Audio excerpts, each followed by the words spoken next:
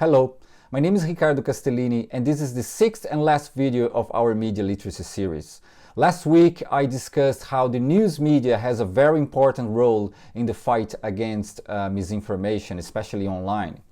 Today I will finally talk about disinformation and the so-called fake news. Let's start with some definitions. For the purpose of this session, I'm going to follow some definitions proposed by UNESCO's Handbook for Journalism, Education and Training. According to this publication, misinformation means information that is false but not created with the intention of causing harm. Disinformation, on the other hand, means information that is false and deliberately created to harm a person, social group, organization or country. So the main difference here is in relation to the intention underlying the creation and spread of information and news. So misinformation is associated with misleading information, such as in cases where someone misinterprets an event and reach wrong conclusions about its causes and effects, or when someone presents a comment as a fact, or even when the content is factually accurate, but it is presented out of the original context, which may lead to wrong interpretations. Disinformation, which is the main topic of this video, is when there is a clear, malicious and coordinated intention to confuse and manipulate people through dishonest, inaccurate and false information. Of course, both of them are problematic and dangerous, but today the focus will be on the latter. So every time I say fake news, I will be technically talking about disinformation. Is fake news a new phenomenon? No, of course not. Fake news has existed probably since we acquired the ability to communicate through language and began to create and spread false stories about our peers. But there are two new elements to the current state of fake news in our societies. The first one has to do with the historical context we are living in, and the second one has to do with the emergence of the internet and the new digital technologies. Since the last decades of the 20th century, we have been exposed to ideas that have been associated with a movement called postmodernism. This movement is very broad and it developed across many areas of knowledge such as the arts, philosophy, linguistics and cultural studies. These ideas and concepts are usually characterized by three main elements: subjectivism, relativism and skepticism. When taken to extreme levels and applied without appropriate care, these elements may offer a distorted account of the reality around us. For example, they may instigate a general suspicion of reason. They may also promote the idea that there is no absolute truth, or that truth is always relative, or that everything in the world falls into some category of interpretation, even empirical science. In this scenario, truth becomes subjective, and analytical tools such as critical thinking become irrelevant or useless. If everything is relative and there is no such a thing as objective reality or truth, facts become a matter of opinion. So we get to a situation where what is true or false simply depends on my opinion and subjective interpretation of the reality. If I agree with something, it is true. If I disagree, it is false. Very simple. It's easy, isn't it? It is so easy and comfortable that many people now are falling for that. There are many examples where people are presented with evidence-based facts and they simply reply, well, that's just your opinion. Can you see how dangerous this is? Facts are losing their consistency. In honor of this moment we are living in 2016 Oxford Dictionaries named post-truth as the word of the year. The idea behind this term is that we arrived at a situation where objective facts are less influential in shaping public opinion than emotional appeals. And what does this have to do with fake news? Well, everything. In an environment where objective truth is being relativized and my opinion is more important than evidence-based facts, the distance that separates real from fake news almost disappears. And this brings us to the second element of this story, the internet and the new digital technologies. As we have seen in the previous videos, Tech companies provide a very profitable business model for everyone who succeeds in creating an online content that attracts a large audience, regardless of the quality and integrity of their content. In addition to that, digital platforms, especially social media networks, create an online environment especially tailored to each of us. So we get used to seeing things that conform to our preferences and confirm our previous beliefs. And we feel very good about it. So you combine this postmodern approach to facts and truth with this personalized digital environment, and what happens? Well, you have the perfect scenario for the creation and spread of any kind of story that conforms to people's beliefs and makes them feel good, no matter whether these stories are real or not. Okay, so now we understand a little bit about the context around the creation and spread of fake news. But why do some people create fake news? Well, this is hard to answer because there are many reasons for that. Fake news are created for political reasons, for example, to manipulate people's ability to make decisions and even interfere in the results of national elections. They are created to harm people's reputation, destroy the image of companies. They are created to spread fear and confusion among the public. Fake news are created to disseminate prejudice, hatred, and discrimination. They are created to favor an idea to the detriment of another, to spread a false narrative, to raise money for a non-existent cause. The reasons are endless, and some of them have deadly consequences.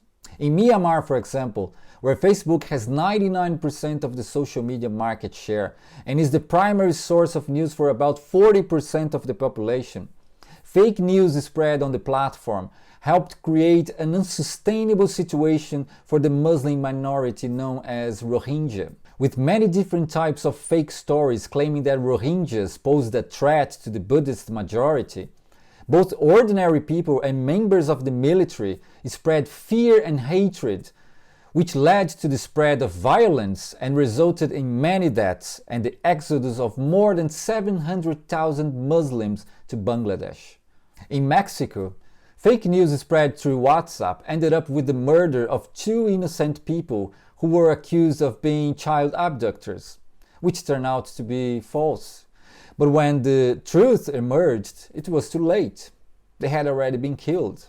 During this pandemic, there have been many fake stories about miraculous cures, the role of China in the spread of the virus, problems with masks and vaccines, etc. Some of these topics I addressed in week 4 when we discussed the production of bad content, including conspiracy theories. Fake news comes in many different formats and styles. Some of them are very simplistic and easy to debunk. Others are more sophisticated and require more time and effort from us. But overall, they have some characteristics that are common to almost all of them.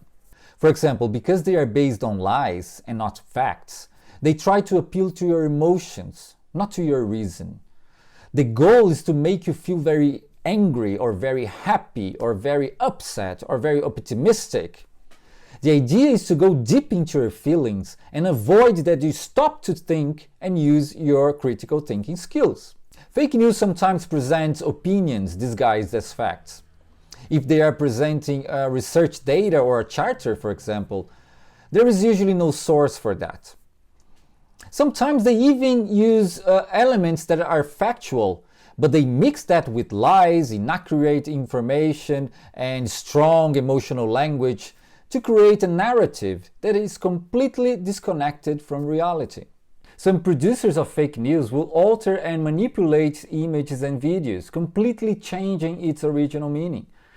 And with the development of new technologies, this only tends to get worse. I'm sure you've already heard of deep fakes, like this one. I know, did you see the expression on his face? Yeah! That was cool.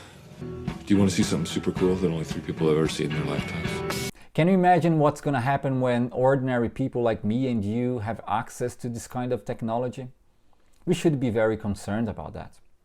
So how can we fight this problem? The first thing we can do is to target the people and organizations behind the production of fake news. This can be effective indeed, But there are two main issues that hinder this action. The first one is that it's not always easy to find the original source of fake news. And the second is that even if we learn who the source is, it may be difficult to prove that they deliberately created and spread this false information. They might claim that they were simply naively giving their opinion. And if it is not accurate, they claim that it was just a mistake. It was not done on purpose. And they also sometimes claim that they can say whatever they want because we have to stand by freedom of speech. Of course, we know that freedom of speech has nothing to do with us being allowed to create lies that will harm people and institutions. But that's a very difficult topic to deal with. What is the limit of what we can say and what we cannot say? And who determines that? The government? The tech companies? That's a very complicated topic. Which brings us to the second way of addressing this problem, targeting both governments and tech companies.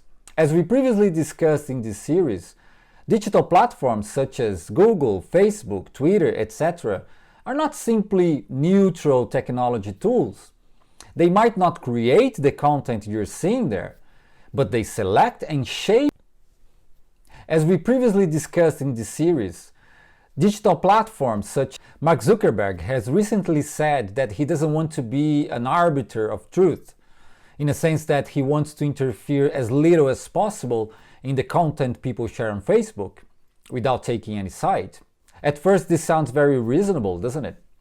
The problem is that when you have people sharing lies that can cause harm to our societies, you cannot simply back away and say you have no responsibility for what's posted on your platform. So more recently, the tech giants have been under pressure to take some measures to curb the spread of bad and malicious content. In order to do that, they have to use both AI and real people as moderators to find and take down inappropriate content. The problem is that this system doesn't work perfectly because neither AI nor thousands of human moderators can guarantee that every single fake news will be spotted and taken down before it spreads and causes problems around the world. And they are trying, we can't deny that. Facebook removes around 17 million fake accounts every day. YouTube removed more than 11 million videos in the past 3 months, and Twitter removed almost 3 million tweets in the second half last year. Twitter has also banned political ads, a practice that other digital platforms have promised to follow suit. Hot fake news and conspiracy theories topics such as the anti-vax movement and QAnon have especially been targeted and taken down. Some well-known fake news producers such as Alex Jones, the man behind the news website InfoWars, have also been targeted by tech companies. In 2018, InfoWars was banned from Apple, Facebook, YouTube, Spotify, and many other digital platforms. But it still finds a way of being present in these and other media through different names and associated websites. Other measures taken by tech companies include alerting the users when they try to share a content that has been flagged as a disputed or misleading claim, like Twitter is doing now, or limit the number of times a message can be forwarded, like WhatsApp has implemented. New policies are also being developed to change the business model that favors clicks over quality, as we discussed in the previous videos. The idea is that fake news websites will not have access to the money spent by advertisers, and without funding, they might eventually disappear. All these measures are important and urgent, but they are not perfect, and it may take some time before they actually prove to be efficient. For this reason, there's something else we need to consider in order to tackle the fake news problem: media education.